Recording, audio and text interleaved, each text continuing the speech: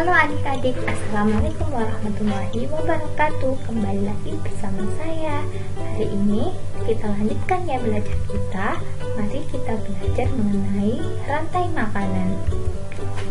Kemarin kita sudah membahas tentang ekosistem. Pada ekosistem terjadi interaksi antara makhluk hidup dan lingkungannya. Ada kerbau dengan burung, ada ikan dengan air, ada tumbuhan dengan matahari, dan sebagainya. Ternyata pada ekosistem kita tahu ada proses makan-memakan dan mangsa-memangsa. Mengapa ya komponen ekosistem tersebut saling berkaitan? Adik-adik sudah tahukah apa jawabannya?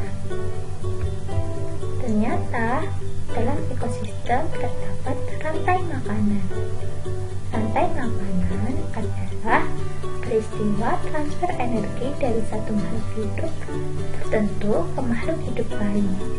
Dalam bahasa yang sederhana, adik-adik dapat menyebut rantai makanan adalah proses makan-memakan atau mangsa-memangsa antara satu makhluk hidup dengan makhluk hidup lainnya. Perhatikan contoh gambar tersebut. Ada rumput dimakan oleh tikus, tikus dimakan oleh ular, ular dimakan oleh elang, elang mati akan diuraikan oleh jamur, kemudian sisa-sisa dari jamur akan digunakan kembali oleh rumput untuk bertahan hidup. Begitulah proses makan-memakan dan mangsa-memangsa antara satu makhluk hidup dengan makhluk hidup lainnya. Hal itulah yang menyebabkan satu makhluk hidup berhubungan atau berkaitan dengan makhluk hidup yang lain. Misalkan rumput akan habis, maka tikus akan kehilangan makanannya dan populasinya akan berkurang. Jika tikus akan berkurang, maka begitu juga ular juga akan kehilangan makanan sehingga ular akan habis. Ular juga akan ikut berkurang dan seterusnya. Jadi, setiap makhluk hidup memiliki peran tertentu dalam ekosistem. Terdapat beberapa peran. Pertama, produsen atau umumnya ditempati oleh tumbuhan adalah makhluk hidup yang dapat membuat makanannya sendiri dari matahari karena proses fotosintesis atau yang bisa kita sebut autotrof. Kedua, konsumen satu. Konsumen satu ini memiliki sebutan herbivora karena memakan tumbuhan, yaitu binatang yang bergantung pada produsen. Ketiga, yaitu konsumen dua.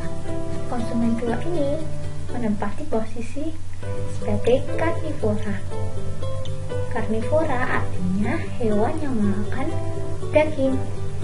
Jadi, di sini konsumen dua merupakan binatang yang bergantung pada konsumen satu. Peran keempat akan ditempati oleh detritus atau pengurai. Di sini pengurai adalah mikroorganisme yang bertugas menguraikan di tanah. Pengurai umumnya ditempati oleh jamur atau bakteri. Peran makhluk hidup tersebut digambarkan dengan rantai makanan, seperti ditunjukkan pada gambar di atas.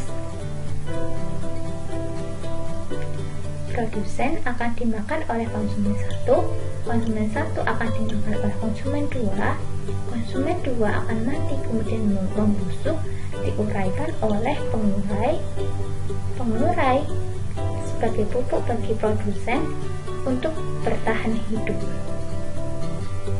Begitu seterusnya. Rantai makanan yang pertama adalah rantai makanan detritus. Rantai makanan detritus atau pengurai dimulai oleh detritus atau pengurai sebagai produsen. Kemudian konsumen satu ditempati oleh pemakan detritus, yaitu contohnya cacing.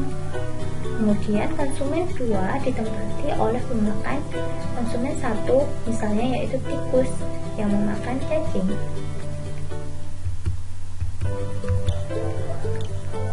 Rantai makanan selanjutnya adalah rantai makanan perumput. Rantai makanan perumput dimulai rumput atau tumbuhan hijau sebagai produsen, kemudian binatang yang memakan rumput, misalnya belalang sebagai konsumen 1, konsumen 2 ditempati oleh binatang yang memakan konsumen 1, misalnya adalah kadal. Konsumen 3 ditempati oleh pemakan konsumen 2, misalnya elang. Selanjutnya rantai makanan di laut atau di dalam air lainnya. Misalnya di sini fitoplankton atau tumbuhan-tumbuhan kecil sebagai produsen. Kemudian konsumen 1 ditempati oleh pemakan fitoplankton, yaitu zooplankton. Konsumen 2 ditempati oleh ikan kecil yang memakan zooplankton. Konsumen 3 ditempati oleh ikan sedang yang memakan konsumen 2, yaitu ikan kecil. Konsumen 4 ditempati oleh ikan besar yang memakan konsumen 3, yaitu ikan sedang.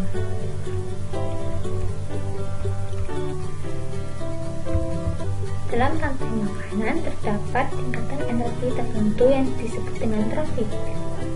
Misalnya pada ekosistem darat, tingkatan energi ini digambarkan dengan piramida, di mana semakin ke atas ujungnya semakin meruncing. Pada tingkatan pertama atau tropik pertama ditempati oleh produsen. Pada tropik kedua ditempati oleh konsumen 1. Pada tropik ketiga ditempati oleh konsumen 2. Pada tropik keempat ditempati oleh konsumen 3 sebagai puncaknya. Di sini, detritus atau pengurai tidak masuk dalam piramida energi. Semakin ke atas, ujungnya semakin meruncing, menandakan jumlah dan energi yang dimiliki semakin sedikit. Produsen memiliki jumlah yang paling besar dengan energi yang paling besar. Konsumen 1 memiliki jumlah dan energi yang lebih kecil daripada produsen. Begitu juga seterusnya, sehingga konsumen 3 memiliki energi dan jumlah yang paling sedikit.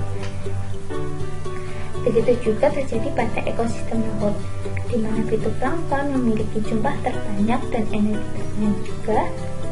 Konsumen 1 memiliki jumlah energi yang lebih sedikit dibandingkan produsen. Sementara konsumen 3 memiliki jumlah dan energi yang paling kecil, misalnya ikan hiu. Dalam tingkatan energi tersebut memperlihatkan bahwa energi tidak dapat diciptakan dan dimusnahkan, tetapi hanya dapat berubah dari bentuk yang satu ke bentuk yang lainnya. Awalnya dari cahaya matahari berubah menjadi energi kimia disimpan oleh tumbuhan, kemudian tumbuhan dimakan oleh konsumen 1 sehingga energinya berpindah dan sebagian akan dibuang ke lingkungan. Begitupun seterusnya hingga menuju ke konsumen 2 yang akan mati dan membusuk dan akan diuraikan oleh pengurai. Oke adik-adik, sekian dulu pembelajaran kita kali ini. Jangan pernah berhenti belajar, karena hidup tak pernah berhenti mengajarkan. Lihatlah sekeliling adik-adik dan dapatkan pelajaran di dalamnya. Terima kasih. Terima kasih sudah menyimak pembelajaran kali ini.